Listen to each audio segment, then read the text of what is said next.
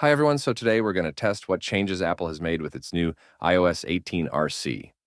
We have here an iPhone 12 mini with all genuine parts, though the only message that shows that the battery is on service and needs a replacement. So we're going to just try replacing a new battery and let's see what happens. But how does this calibration works? What happens to the device if the part we use is lost or stolen? Does it brick the phone? What does Apple mean by restricted? So here we plug another iCloud battery, plug in the screen, and let's see what happens.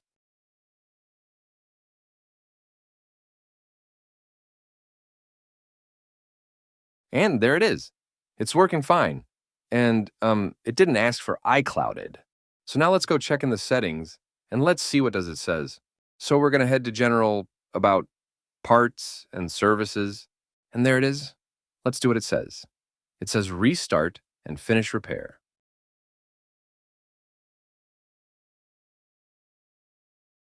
Configuring. Here's the part where it communicates with Apple Server. And let's see if Apple calibrates this battery to our phone's serial number. And if it does, I think we're good.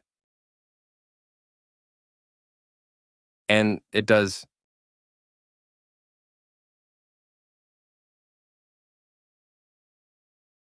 Now, we're going to restart the phone.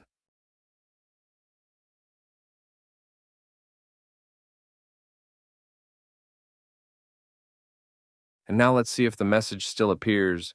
We're going to head to settings, and boom, there it is. Battery has been repaired.